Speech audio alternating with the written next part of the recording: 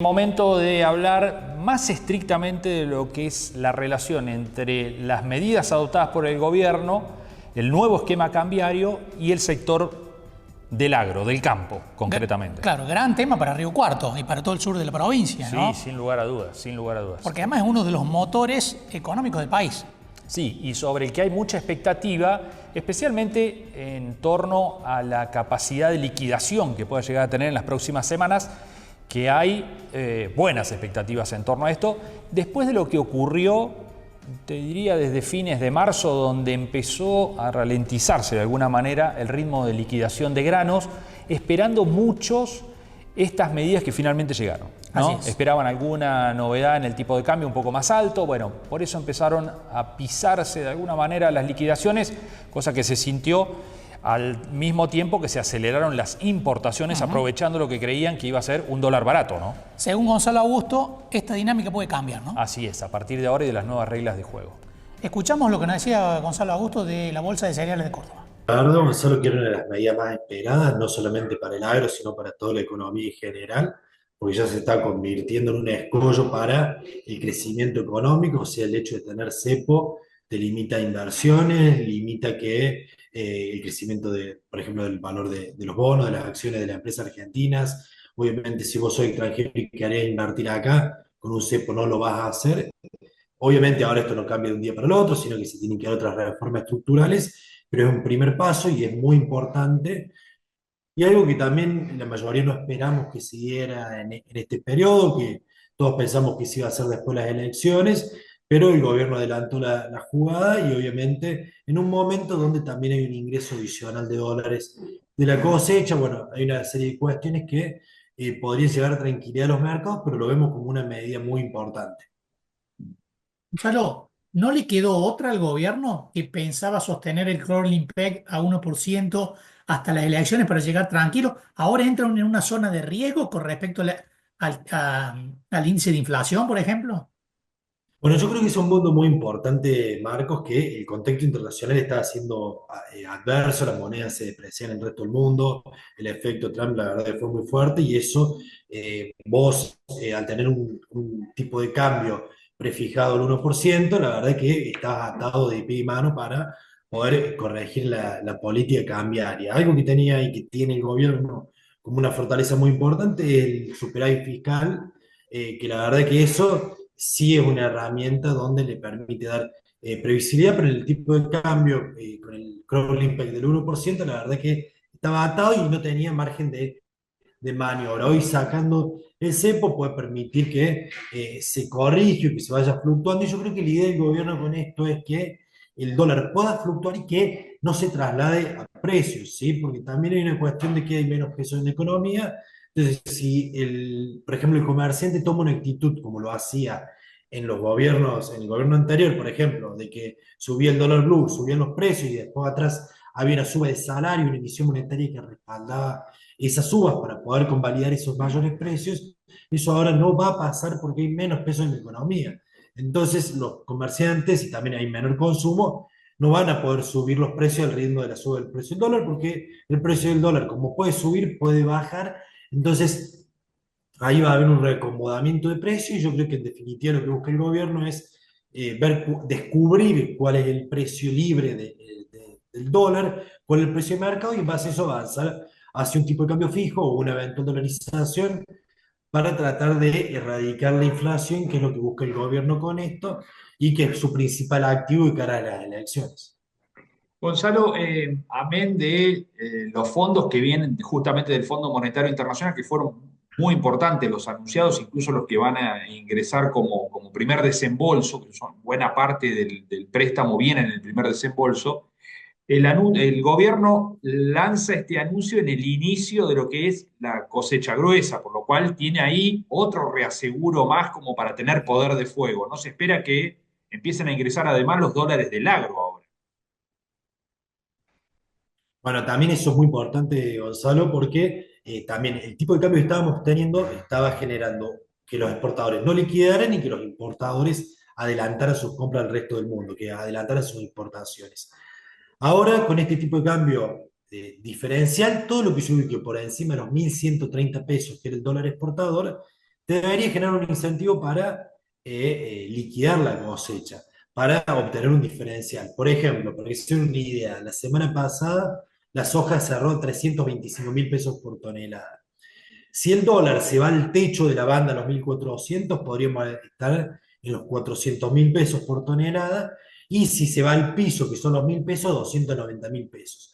Quiere decir que es probable que nos ubiquemos entre medio, unos 1.200 pesos, lo cual te generaría un precio mayor al que tuviste la semana anterior. Y en un contexto donde tenés un Brasil que está entrando con la cosecha fuertísimo, entonces que no hay demasiadas perspectivas alcistas, es un momento donde el productor obviamente se lo va a definir el productor en sí, si quiere vender o no, pero que tiene mayores incentivos a poder liquidar, y generalmente, más allá de las condiciones macroeconómicas, se liquida entre el 40 y el 45% de la cosecha de soja en mayo, por una cuestión de que hay que pagar servicios, hay que pagar distintos insumos, entonces se va a liquidar por una cuestión estacional, entonces va a haber un ingreso adicional de dólares, producto de la cosecha de soja, sumado a estos dólares del fondo, también lo que son las exportaciones del complejo petrolífero, que se van a ir incrementando mes a mes.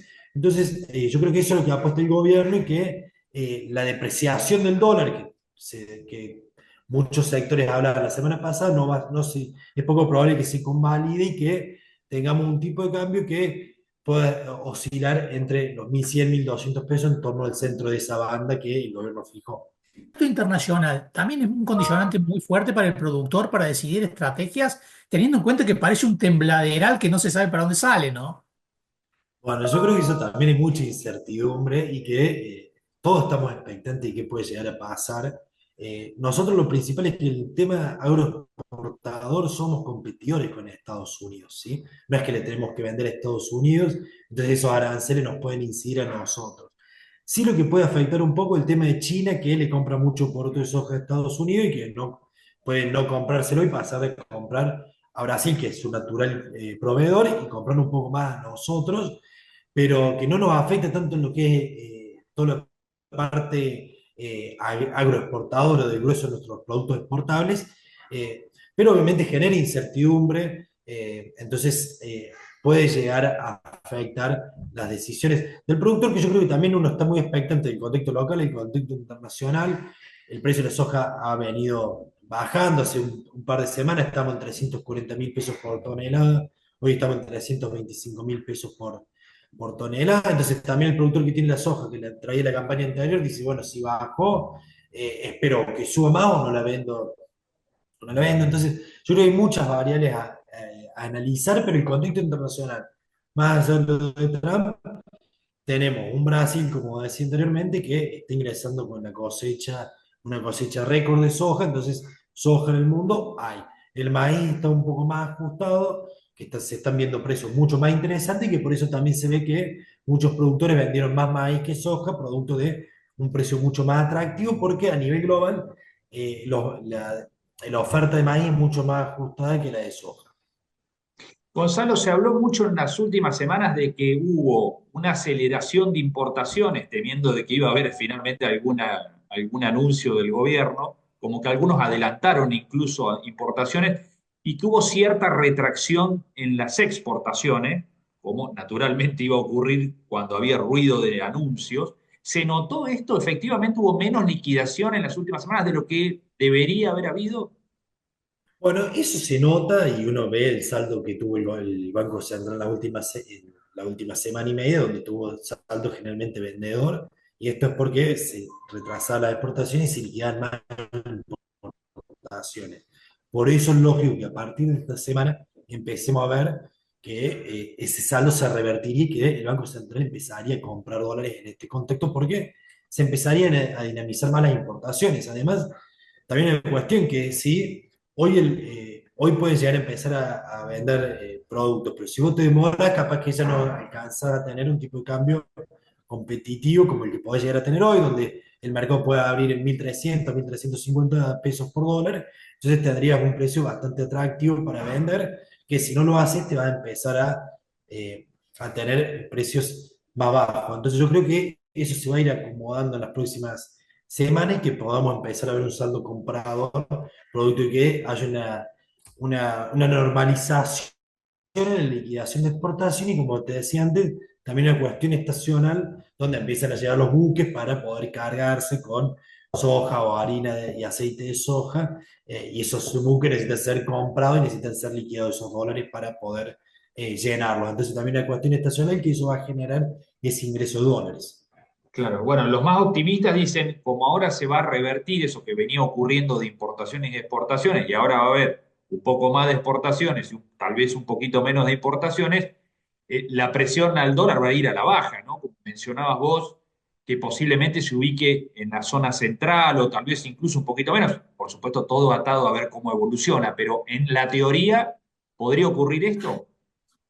Sí, así es, Gonzalo, que eso es lo que sería más probable que ocurra. Como te decía, tener el poder de fuego que tiene el gobierno ahora es muy elevado con los dólares del Banco Central, entonces tiene poder para bajarlo, entonces también tenés eso adicional, además de los fundamentos de ingreso de dólares de la exportación o de la minería, que permitirían que el dólar no se vaya arriba de la banda, pero tenés ese poder de fuego muy importante. Y después podés tener inversiones que pueden empezar a llegar y que permiten generar calma en el mercado. Acá es el día a día, tenemos también las elecciones en octubre, entonces eso también va a ser un desafío para el gobierno y eso va a sentar las bases para la segunda parte del gobierno, donde seguramente se van a enfocar en otras reformas estructurales que también le pide el FMI, como reforma jubilatoria o reforma laboral, para poder también normalizar un poco esa situación del gobierno que necesita también ser reformulada y repensada para adaptarse a los tiempos que estamos viviendo. Bueno, ahí estaba Gonzalo Augusto de la Bolsa de Cereales de Córdoba dando su parecer respecto a lo que puede llegar a impactar en el sector productivo las medidas del gobierno nacional anunciadas entre el viernes y el fin de semana, ¿no? Que sí, se terminaron de conocer los detalles. Su opinión es la confluencia hacia la baja, ¿no? Más sí, hacia el piso de la banda que hacia el techo. Hay que ver, bueno, pero nos decía también, ¿no? Esto es día a día. Sí. Sí, en Argentina muchas veces las previsiones económicas, las previsiones de modelo en el papel funcionan de una forma y en la realidad funcionan de otra. Hay que ver cómo termina desenvolviéndose y cuáles son finalmente los resultados de este programa que tiene apoyo del Fondo Monetario Internacional y que muchos a ese aspecto precisamente no lo ven con optimismo, ¿no? Claro. Los acuerdos con el fondo, hubo 23 con este, los 22 anteriores salieron mal, sí, ¿no? Hay que ver si este realmente es, como dice el ministro Luis Caputo y como dice el presidente de la Nación, un caso distinto. Sí. Un caso que sería una rareza en la historia de relacionamiento entre el Fondo Monetario y Argentina. El argumento es que siempre se va al fondo para hacer las correcciones y esta vez fueron al fondo con las correcciones hechas. Por lo cual el ajuste ya está hecho. Bueno, veremos si esto es así. Es la posición y la explicación que da el gobierno para decir que esta vez es distinto.